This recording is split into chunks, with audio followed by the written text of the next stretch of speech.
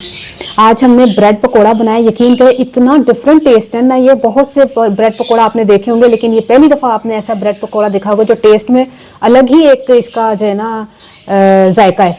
आपने जब ट्राई करना है ना, लंच बॉक्स हो गया या रमज़ान के टाइम, तो यकीन करें आप बार बार इसी तरह बनाया करेंगे।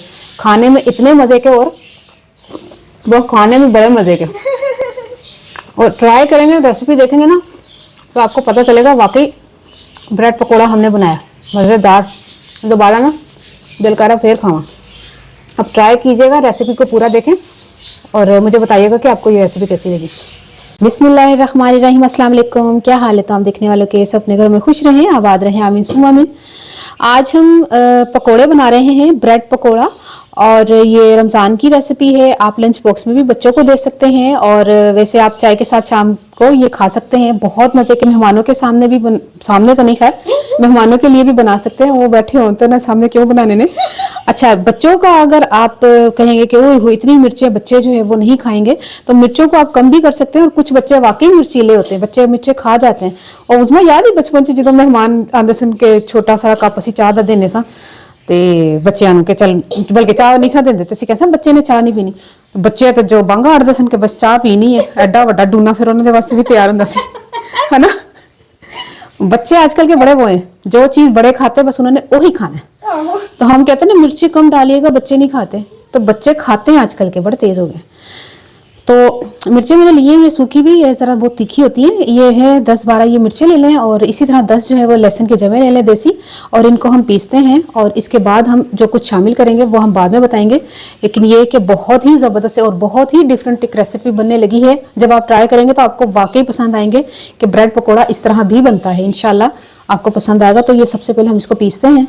सबसे पहले हमने इनको पीसना है। मैं सिलबट्टे पर इसलिए पीस रही हूँ कि ये सूखी मिर्चें ये मशीन में नहीं पीसी जाएंगी, और चट्टू बट्टे में हमने, हाँ, मैंने रात को ना ये कोई बनाने थे चीज़ें, तो मैंने चट्टू बट्टे में ये पीसी। तो एक उधर नहीं, इससे छिट जो ना अख च पई मेरी बहुत ज़्यादा, मतलब जिसको कहते ना लाल सुरख अख हो गई सी। तो मैं ये कह रही थी इसको सिलबट्टे में ठीक है।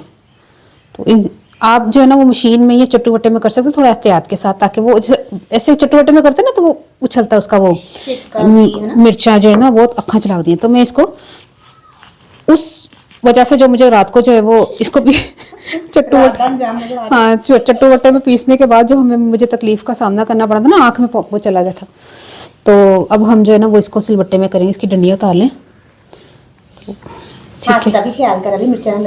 मनु नहीं लगदियां, जिन्होंने आदत होंदी ना उन्होंने फिर नहीं लगदियां नहीं खास। हाँ हाँ मैंने पता है, लेकिन मैं कहनी हाँ जो असी आदी होने ना उन्होंने नहीं लगदियां, ते जेड़े नहीं ना आदी उन्होंने फिर मतलब लग बॉडी ਨੂੰ आदत हो जाए ना। जिस तरह जिन्नी रोटी सेकने है ना, सी जिस मिसाल के तौर पर कई लोग रोटी सेकते हैं तो चिमटा इस्तेमाल करते हैं, तो मैं हाथ नाल नहीं परता सकती, मैं चिमटे तो बगैर नहीं इस्तेमाल कर सकती, मैनू सेक लगता है। कईयां नू ना नहीं लगता, हाँ आदत होंदी है, उन्हां दी उंगलियां नू ना उन्ने सेक दी आदत पै जांदी, उन्हां नू फील नहीं होंदा। ते मैं ना ਉਹੀ देखनी है कि ਜਿਹੜੀ आदत जिहदी पै जाए ना, ते ओना ही जेड़ा ना एहतियात कर लेना बेहतर है। पता कि फिर आंख च हाथ लग जाए, स्किन पे हाथ लग जाए, बड़ी लड़दी है। हां ਉਹੀ हाथ बचाना है बस। मिसाल के तौर पे उन्हें तो करे हाथ नाल, फिर बाद च तो मुंह तो है ना, तो तेरे मुंह ते मिर्चा लड़नी। हाँ, खास तौर पे ਜਿਹੜੇ लोग लड़कियां लेंस इस्तेमाल करदी है ना, अदरक लहसन और मिर्चा वगैरह का काम ना करन, मतलब करन ते ग्लव्स पा के करन, क्योंकि उन्होंने अखां च लेंस लगाना होंदा ना ਜਦੋਂ अव्वल ते लगाना नहीं चाहिए। हाँ, लगाना नहीं चाहिए। ते फिर वो लेंस जेड़ा ना वो बहुत ज़्यादा तकलीफ दिंदा, क्योंकि हाथ नूं मिर्चा लगी होंदी ना, फील हाथ नूं नहीं हो रही होंदियां, लेकिन जो अख दे विच जांदे ना फिर वो बड़ा कुछ हो चुका था साढ़े नाल। असीं भी मैं ग्रीन कलर के लेंस लगाए, उसमें याद है मैं ग्रीन कलर के खरीदे सन, ते अपनी ओरिजिनल अखां अपनी ही होंदियां ने। बिस्मिल्लाहिर्रहमानिर्रहीम। 1 कप बेसन ले लें, हरा धनिया 1 टेबल स्पून, 1 टीस्पून सफ़ेद ज़ीरा, 1/4 टीस्पून हल्दी, थोड़ी सी 2 चुटकी कलौंजी, और नमक जो है वो तकरीबन ½ टीस्पून। ये आपकी मर्ज़ी, आपने कम रखना ज़्यादा रखना है, लेकिन ये कि मैं ज़्यादा रख रही हूँ। सारा पाला उसमें पाला तकरीबन 1.5 से 2 टेबल स्पून तकरीबन डाला। हालांकि 2 टीस्पून भी बहुत था, लेकिन चूँकि ज़रा थोड़ा करारा खाना है और बहुत से लोग करारी चीज़ें पसंद करते हैं, और बहुत से लोग बिस्मिल्लाह, लेकिन वो तो बहुत ज़्यादा पाते हैं मेरे को। ਉਹਨੀ ਬ੍ਰੈਡ ਦੇਖੀ, ਬ੍ਰੈਡ ਦੇ ਨਾਲ ਤੈਨੂੰ ਫੀਲ ਹੀ ਨਹੀਂ ਹੋਣਾ। अच्छा तो यह कह रही है कि ब्रेड जरा फिक्के च आंदा है ते जरा करारे च आया ते जरा ਕੁਛ ਤੇ ਫੀਲ ਹੋਏ। ਉਹ ਦੇਖ ਤੂੰ ਉਸ ਤੋਂ ਇਲਾਵਾ ਕੋਈ ਮਿਰਚ ਨਹੀਂ ਪਾਈ वाह अच्छा ए दो ते नहीं बहुत सन्नी ਨਾ, ਹਰੀ ਮਿਰਚ ਪਾਈ ਹੈ ਨਾ ਕੁਛ मैं इसीलिए नहीं पाई है दी वजह तो बहुत तेज होंदी है ਪਾਈ ਤੇ ਕਿਹਾ ਨਹੀਂ ਬਹੁਤ ਹੈ। ए देख ले ਆਹ ਮਾਸ਼ਾਅੱਲਾ ਜ਼ਬਰਦਸਤ। कलर कितना लाल आ गई।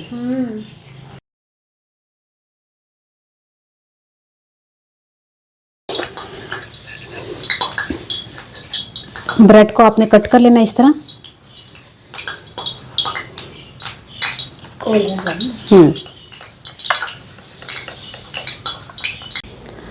ब्रेड को जो है ना वो बेसन में डिप करके फ्राई कर लें। बिस्मिल्लाहिर्रहमानिर्रहीम। ज़्यादा गाढ़ा गाढ़ा बेसन नहीं घोलिएगा, पतला घोलिएगा। बिस्मिल्लाह।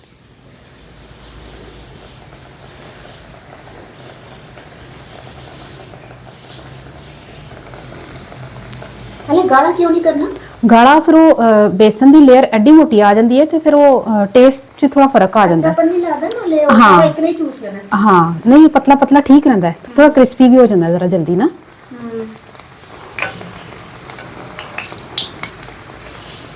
अच्छा जितना स्पेस है मैं उतना पाया, ठीक है। अगर 2-3 उत्ते करेंगे फिर पलटना मुश्किल हो जाएगा।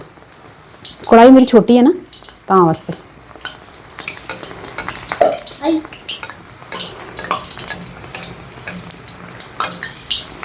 रमज़ान और नाए खलोते हैं उसमें, बस इंशाल्लाह खैर ना मिलेगा तालिया। अल्लाह ताला खैर खैरियत दा वक्त ले आया। आमीन सुम्मा आमीन।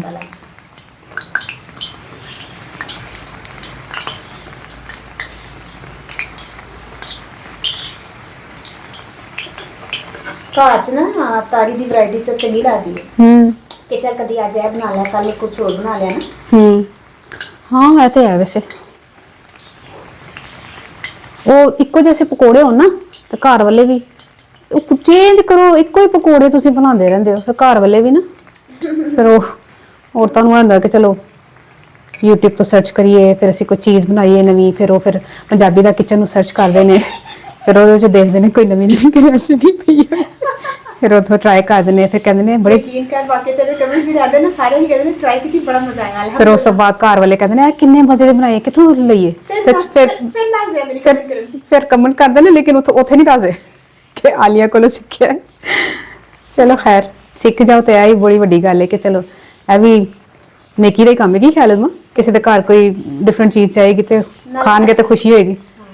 ਟੇਸਟ ਵਾਲੀ ਅੱਛੀ ਰੋਜ਼ਿਆਂ ਵਿੱਚ ਕੋਈ ਚੀਜ਼ ਬਣੇਗੀ ਉਹਦੇ ਚ ਮੇਰਾ ਰੈਸਿਪੀ ਅਗਰ ਟਰਾਈ ਕੀਤੀ ਜਾਏ ਤਾਂ ਉਹਦੇ ਚ ਮੈਨੂੰ ਸਵਾਦ ਮਿਲੇਗਾ।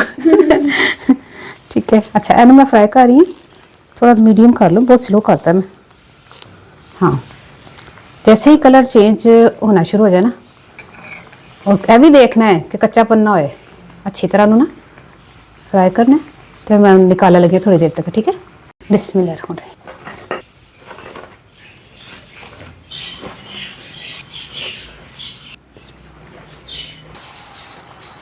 ब्रेड पकोड़ा तैयार हो गए। हमने आपको बताया है कि ये रमज़ान की रेसिपी लंच बॉक्स में या शाम की चाय के साथ खाएं, बनाएं और यकीन करें इतने मज़े के, इतने लजीज ये पकोड़े तैयार हुए हैं कि कोई यकीन ही नहीं करेगा कि इतने मज़े के ये ब्रेड पकोड़ा भी बन सकते हैं। तो हूँ मैं पंजाबी दसदा कि मैं ब्रेड लेसन पता नहीं किन्ने ते ओहदे विच ना मैं बेसन दे विच ना जिहड़ी चटनी नहीं है सुक्की मिर्च होंदी जिहड़ी तेज़ वाली, तो ओहदे च लसन ना पा के सिलबट्टे ते मैं कुट लिया सी, ओह विच बेसन च पाया वे नमक मिर्च नमक पाया तो उस बाद धनिया पा के हल्दी ते थोड़ी सी कलौंजी ते और जिहड़ा पा के ना समान जीरा वगैरह ते मैं बेसन घोल लिया। उस तो बाद जो है ना मैं उन्होंने डिप करके थोड़ा सा धनिया पा जरा खूबसूरती आ जाएगी, तो उस तो बाद ना मैं फिर उन्होंने डिप करके उन्होंने फ्राई कर लिया। यकीन करो इन्ने मजे इन्ने ईजी ने ना, मुश्किल भी नहीं है कि बड़े 2-3 सुट दे दाने, मुश्किल भी नहीं है कि बड़ी मुश्किल रेसिपी है, नहीं बड़ी आसान है। मैं तकरीबन 15-20 मिनट माशाल्लाह मेरे तैयार हो गए, 25 मिनट तकरीबन है ना उसमें ज्यादा समय ना लगे। हाँ ज़्यादा की वजह तो उस बाद फिर ट्राई करके मैं दसना तो रेसिपी कैसी लगी, तो अपनी दुआ जरूर याद रख लेना। अल्लाह हाफिज़। ए देखो इन्ने बड़े खा गई है ना, मैंने कहा कि मैं तस्वीर खिंच लेंदे, मैंने इंज कर लेंदे, नहीं आ देख रहे हो सारे जिथे इन्ने इन्ने बड़े सुनना सारे खा गए, नहीं पता मैं वीडियो बना रही हूँ। लगी थी उन भांडे चुकन तू सुन ले